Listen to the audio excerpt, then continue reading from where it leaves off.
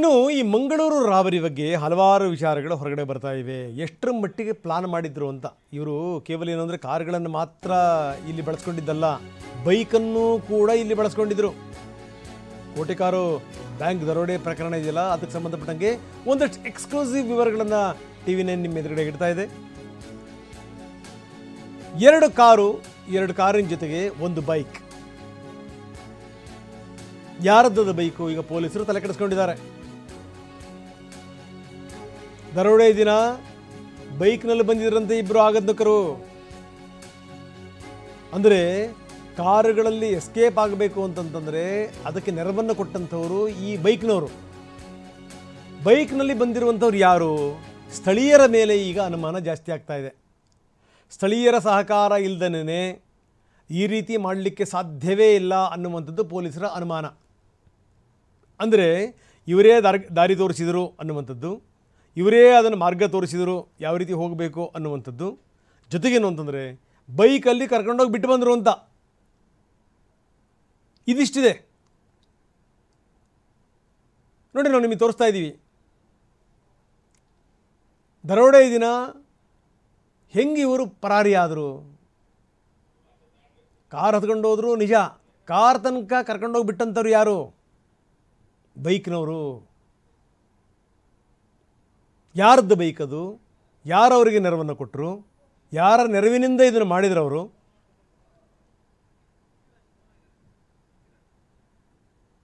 ಬನ್ನಿ, ನಮ್ಮ ಪ್ರತಿನಿಧಿ ಪೃಥ್ವಿ ಈಗ ನಮ್ಮೊಂದಿಗೆ ದೂರವಾಣಿ ಸಂಪರ್ಕದಲ್ಲಿದ್ದಾರೆ. ಪೃಥ್ವಿರಾಜ್, ನಾವು ನೋಡ್ತಾ ಇದ್ದೀವಿ, ಸ್ಥಳೀಯರ ಸಹಕಾರ ಇಲ್ಲದೇ ಇದ್ಯಾವುದೂ ಕೂಡ ಇಷ್ಟು ಸಲೀಸಾಗಲಿಕ್ಕೆ ಸಾಧ್ಯ ಇಲ್ಲ ಅನ್ನುವಂಥದ್ದು ಪೊಲೀಸರ ಅನುಮಾನ. ಯಾಕಂದರೆ ಬರುವಂಥ ಮಾರ್ಗ, ಹೋಗುವಂಥ ದಾರಿ ಎಲ್ಲವನ್ನೂ ಕೂಡ ತೋರಿಸಿದವರೇ ಸ್ಥಳೀಯರು ಅನ್ನುವಂಥ ಅನುಮಾನ ಕೂಡ ಇದೆ.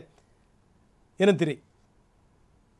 ಖಂಡಿತ ರಂಗನಾಥ್, ಏನು ಈ ಸ್ಥಳೀಯರ ಮಾಹಿತಿ ಇಲ್ಲದೆ ಇಂಥದೊಂದು ದೊಡ್ಡ ಕೃತ್ಯವನ್ನ ಮಾಡ್ಲಿಕ್ಕೆ ಆಗೋದಿಲ್ಲ. ಅದು ಅಲ್ಲದೆ ಅವರು ಮೇಲ್ನೋಟಕ್ಕೆ ಇವಾಗ ಕರ್ನಾಟಕದ ಅಲ್ಲ ಅಂತ ಹೇಳಿ ಈಗ ಗೊತ್ತಾಗ್ತಾ ಇರುವಂತದ್ದು. ಅಂದ್ರೆ ಹಿಂದಿ ಮಾತಾಡ್ತಾ ಇದ್ರು, ಸೊ ಹೊರಗಡೆಯಿಂದ ಬಂದು ಈ ಒಂದು ಕೃತ್ಯವನ್ನ ಮಾಡಿದ್ದಾರೆ ಅಂತ ಹೇಳಿ ಈಗ ಪೊಲೀಸರ ಪ್ರಾಥಮಿಕ ತನಿಖೆಯಲ್ಲೂ ಕೂಡ ಗೊತ್ತಾಗಿರುವಂತದ್ದು. ಅಂದ್ರೆ ಪ್ರಮುಖವಾಗಿ ಇಲ್ಲಿ ಏನು ಈ ಒಂದು ಬೈಕ್ ಅಂದ್ರೆ ಈ ಎರಡು ಕಾರ್ಗಳು ಮಾತ್ರ, ಅಂದ್ರೆ ಫಿಯಟ್ ಕಾರು ಮತ್ತೆ ಒಂದು ಶವರ್ಲೆಟ್ ಕಾರ್ ಏನಿತ್ತು, ಈ ಎರಡು ಕಾರ್ಗಳು ಮಾತ್ರ ಅಲ್ಲ, ಸೊ ಇಲ್ಲಿ ಒಂದು ಬೈಕ್ ಕೂಡ ಇಲ್ಲಿ ಇವರಿಗೆ ಮಾನಿಟರ್ ಮಾಡಿದೆ ಅನ್ನೋದು ಕೂಡ ಈಗ CC ಕ್ಯಾಮೆರಾ ಪರಿಶೀಲನೆ ವೇಳೆ ಗೊತ್ತಾಗಿರುವಂತದ್ದು. ಅಂದ್ರೆ ಪೊಲೀಸರು ಈ ನಿಟ್ಟಿನಲ್ಲಿ ತನಿಖೆಗೆ ಇಳಿದಿದ್ದಾರೆ. ಏನಂತ ಹೇಳಿದ್ರೆ ಆ ಒಂದು ಏನು ದರೋಡೆ ಆಯ್ತು, ದರೋಡೆ ಆದಂತ ಸಂದರ್ಭದಲ್ಲಿ ಒಂದು ಬೈಕ್ ಕೂಡ ಓಡಾಡ್ತಾ ಇತ್ತು, ಮತ್ತೆ ಈ ಎರಡು ಕಾರ್ಗಳಿಗೂ ಕೂಡ ಅದು ಎಸ್ಕಾರ್ಟ್ ಮಾಡ್ತಾ ಇತ್ತು. ಅಂದ್ರೆ ಏನಾದ್ರೂ ಹೆಚ್ಚು ಕಡಿಮೆ ಆದ್ರೆ ಆ ಒಂದು ಬೈಕ್ ನ ಸಹಕಾರವನ್ನು ಕೂಡ ಪಟ್ಕೊಳ್ಳಿಕ್ಕೆ ಇವರು ಕೂಡ ಮುಂದಾಗಿದ್ದಂಥದ್ದು. ಅಂದ್ರೆ ಆ ಒಂದು ಬೈಕ್ ನಲ್ಲಿ ಬಂದಂತಹ ವ್ಯಕ್ತಿ ಸ್ಥಳೀಯ ವ್ಯಕ್ತಿನೇ ಆಗಿರ್ಬೋದು. ಅಂದ್ರೆ ಏನು ಬೈಕ್ ನಲ್ಲಿ ಇಬ್ರು ಬಂದಿದ್ರು ಅವರು ಸ್ಥಳೀಯರಿದ್ದಾರೆ. ಸೊ ಸ್ಥಳೀಯರ ಸಹಕಾರ ಇಲ್ಲದ ಇಷ್ಟು ದೊಡ್ಡ ಒಂದು ದರೋಡೆಯನ್ನ ಮಾಡ್ಲಿಕ್ಕೆ ಸಾಧ್ಯ ಇಲ್ಲ. ಸೊ ಅವರ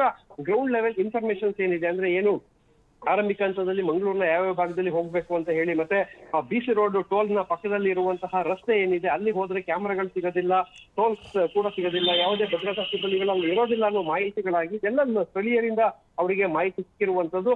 ಅವರ ಪ್ಲಾನ್ ಪ್ರಕಾರವಾಗಿ ಒಂದು ಕಾರು ಕೇರಳಕ್ಕೆ ಹೋಗಿದೆ, ಇನ್ನೊಂದು ಕಾರು ಮಂಗಳೂರಿಗೆ ಬಂದು BC ರೋಡ್ ಮೂಲಕ ವಾಪಸ್ ಹೋಗಿರುವಂತದ್ದು. ಎರಡೂ ಕಾರು ಏನು ಕೇರಳ ಮೂಲಕ ಮತ್ತೆ ವಾಪಸ್ ಮಡಿಕೇರಿ ಭಾಗದಲ್ಲಿ ಕರ್ನಾಟಕಕ್ಕೆ ಬಂದ್ರೆ, ಇವರು ಪುತ್ತೂರು ಸುಳ್ಯ ಭಾಗವಾಗಿ ಮತ್ತೆ ಮಡಿಕೇರಿಗೆ ಹೋಗಿ ಜಾಯಿನ್ ಆಗಿ ಅಲ್ಲಿಂದ ಉತ್ತರ ಭಾರತಕ್ಕೆ ಇವಾಗ ಎಸ್ಕೇಪ್ ಆಗಿರುವಂತದ್ದು. ಸದ್ಯಕ್ಕೆ ಉತ್ತರ ಭಾರತದ ಹಲವು ಕಡೆ ಪೊಲೀಸರು ಕೂಡ ಈಗ ಬೀಡು ಬಿಟ್ಟಿರುವಂತದ್ದು. 8 ಪೊಲೀಸರ ತಂಡ ಇವಾಗ ಉತ್ತರ ಭಾರತದಲ್ಲಿ ಬೀಡು ಬಿಟ್ಟಿದೆ. ಸೊ ಅಲ್ಲಿ ಸಾಕಷ್ಟು ಕಡೆ ಈ ಒಂದು ಕಾರ್ಯಾಚರಣೆಯನ್ನು ನಡೆಸ್ತಾ ಇರುವಂತದ್ದು. ಸ್ಥಳೀಯವಾಗಿ ಯಾರ್ಯಾರು ಸಹಕಾರ ಕೊಟ್ಟಿದ್ದಾರೆ ಅನ್ನೋ ನಿಟ್ಟಿನಲ್ಲಿ ಪೊಲೀಸರು ಇಲ್ಲಿ ತನಿಖೆಯನ್ನು ನಡೆಸ್ತಾ ಇದ್ದಾರೆ.